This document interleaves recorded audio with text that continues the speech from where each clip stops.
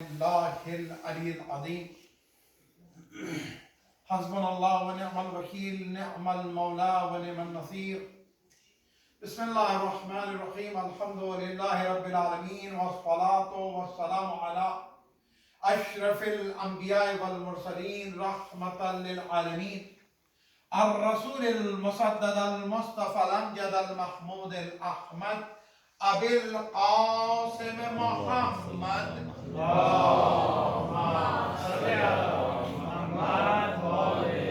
وآله الطيبين الطاهرين المعصومين المظلومين المنتجبين أما بعد فقد قال الله تبارك وتعالى في كتابه الحكيم وفرقان الحميد وقوله الحق بسم الله الرحمن الرحيم إن أول بيت وضع للناس للذي ببكة مباركا وهدى للعالمين صلوات اللهم صل على محمد وآل محمد. خدا اس گھر کو قمر بھائی اور ان کی فیملی کے لیے مبارک قرار دے. اس گھر کو برکت، عبادت، رحمت، اطاعت، فضل خدا اور سعادت کا گھر قرار دے. دیکھیں قرآن مجید کی جس آیت کی میں نے تلاوت کی ہے یہ سورہ آل عمران کی آیت ہے. آیت کا نمبر 93. اس میں اللہ کہہ رہا ہے کہ بے شک پہلا گھر جو انسانوں کے لیے بنایا گیا وہ مکے میں بنایا گیا اور اس گھر کی دو شان بتائی. ایک تو یہ گھر برکتوں والا ہے، مبارک ہے، اور دوسری اس گھر کی شان یہ بتائی کہ ہدایت کا گھر ہے. ایک بات اور سن لیں، مبارک کہنے کے بعد یہ ضروری نہیں ہے کہ اس میں ہدایت ہو، لیکن ہدایت کے ساتھ ضروری ہے کہ وہاں پر برکتیں ہیں. اور اس گھر کی شان یہ بتائی کہ یہ گھر مسلمانوں کے لیے نہیں بنایا گیا، عالمین کے لیے بنایا گیا. تو جو خانہ کعبہ ہے، جو پہلا گھر اس کے لیے بنا جس کو گھر کی ضرورت نہیں. ہمیں اور آپ کو تو ضرورت ہے نا بھائی، سردی سے بچنے کے لیے چھت چاہیے، گرمی سے بچنے کے لیے چھت چاہیے، عزت کے تحفظ کے لیے چھت چاہیے، خانوادے کو ایک اچھی جگہ پہ سیٹل کرنے کے لیے ایک گھر چاہیے. تو پتہ چلا ہمیں فرش کی بھی ضرورت ہے، ہمیں چھت کی بھی ضرورت ہے، ہمیں اپنے تحفظ کے لیے دیوار کی بھی ضرورت ہے. جب یہ ساری چیزیں بن جاتی تو اسے کہتے ہیں بیت. بات واضح؟ بیت کہتے ہیں. اور ابھی آپ نے مرثیہ سنا میرے بھائی سے، مرثیہ جو اس میں جو شعر پڑھے گئے تو شعر کی جو دو لائنیں ہوتی اس کو بھی کہتے ہیں بیت. میرے ساتھ ہیں آپ؟ اس کو بھی کہتے ہیں بیت. کیوں کہتے ہیں بیت؟ جو شعر ہوتا ہے بیت کیوں کہتے ہیں؟ ایک لائن اوپر ہوتی ہے، دوسری لائن پیچھے ہوتی ہے. اب آئیے، جب میں نے یہ کہہ دیا تو ایک چھٹے امام جعفر صادق علیہ السلام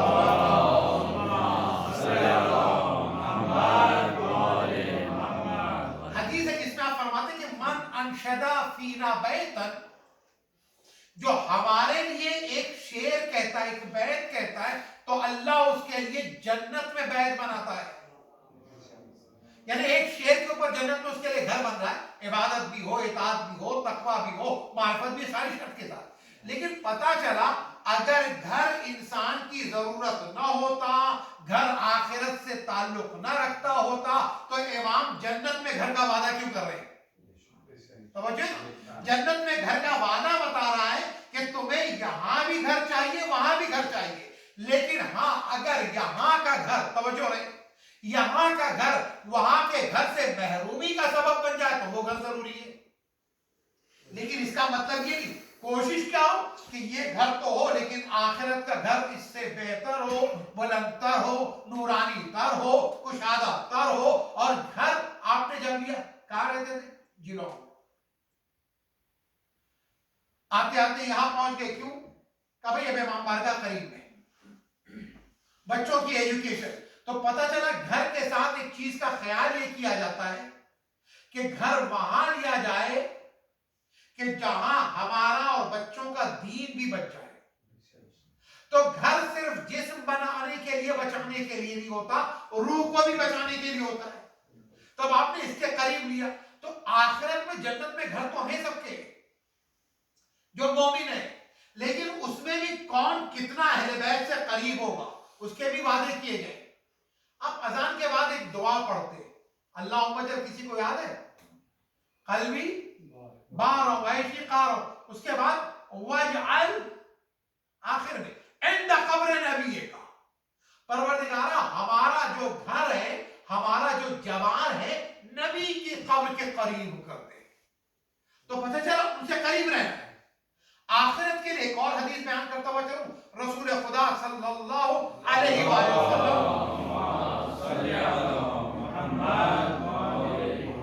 اس میں جتنے بیٹھے اس میں کہیں نہ کہیں سے دور سے قریب سے ان کے گھر میں ایک شہید ضرور ہے, شہیدوں کی سرزمین سے تعلق رکھتے ہیں.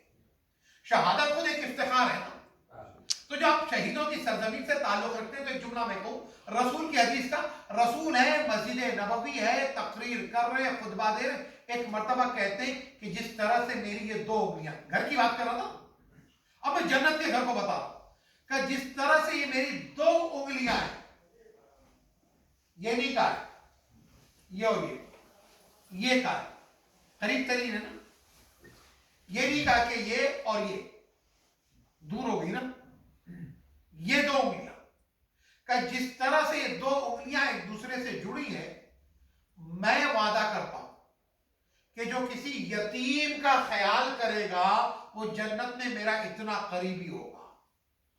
توجہ ہے؟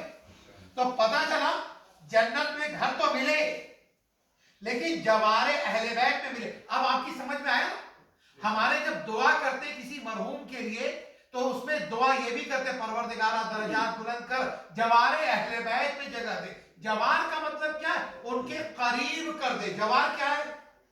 قریب کرنا. نہیں اور آسان کر دوں, جوار بنا لفظ جار سے. جار کس کو کہتے ہیں؟ پڑوسی کو. آپ نے کہا آپ کا نیبرہڈ کیسا ہے؟ کہ بہت اچھا ہے. نیبرہڈ میں کیا ہے؟ اسلامک اسکول ہے. نیبرہڈ میں کیا ہے؟ امام بارگاہ ہے. نیبرہڈ میں کیا ہے؟ ماشاءاللہ 7 مومنین کے گھر. جواب سمجھ میں آ گیا؟ ہر امام کی معصوم کی جو آپ ایوری ڈے کی زیارت ہے نا, اس زیارت میں بھی آپ کہتے ہیں کہ میں آپ کا پڑوسی ہوں, آپ کا مہمان ہوں. تو پتہ چلا یہ پڑوس بنے گا کیسے؟ اطاعت سے بنے گا, فرما برداری سے بنے گا, اور آگے کی منزل میں نے کہا کہ اللہ کا گھر پہلا جو بنا خانے کعبہ. قرآن مجید کی آیت پڑھی میں, مبارک اور ہدایت کا گھر. تو جب خدا کو گھر کی ضرورت نہیں, لیکن اس نے گھر بنایا کہ اس گھر کا ہم طواف کریں. ہر گھر کے لیے ثواب رکھا ہے. آپ کو اور ہم کو حکم دیا گیا کہ تم مسجدوں میں نماز پڑھو, اور اس کے لیے یہ کہا گیا کہ جو مسجد کے پڑوس میں ہے تو جو نماز نہیں پڑھتا ہو تو گیا, جو گھر میں پڑھ رہا ہے تو اس کے لیے کہتے ہیں چھٹے امام لا صلاۃ لجار المسجد الا فی المسجد. جو مسجد کا پڑوسی ہے اس کی نماز اس کے گھر میں ایکسیپٹیبل نہیں. تو پھر کسی نے سوچا کہ نیکسٹ ڈور پہ جو ہوگا, اے ابن رسول اللہ کتنی دوری تک پڑوسی ہے؟ کہ 40 گھر, 40 houses in every direction. پھر بھی چلو ہمارا گھر اتنا دور لیتے ہیں کہ ہمارا گھر ہاؤس نمبر 41 ہو, بچ جائیں گے. کہا نہیں, ہر ڈائریکشن میں مومن کے 40 گھر.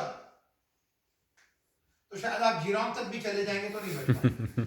مل کے سلوات پڑھے گا بآواز بلند, اتنی پھیکی سلوات, اتنے نئے گھر کے اندر ذرا صحت مند اور بلند تر شیرین تر سلوات پڑھے گا. اللہم صلی علی محمد وآل محمد وجل فرج. رسول اللہ کے ایک صحابی حضرت ابو ذر, ان کے پاس گھر نہیں تھا, بہت دور باہر رہتے تھے. رسول اللہ نے ایک دن بتایا کہ جو جتنا زیادہ فاصلے سے آتا ہے اس کا ثواب اتنا بڑھتا ہے. تو ابو ذر نے کیا کیا کہ مدینے کے باہر نکل گئے. یہ کیوں ابو ذر ہے, یہ کیوں سلمان ہے؟ باہر نکل گئے, اور جب نماز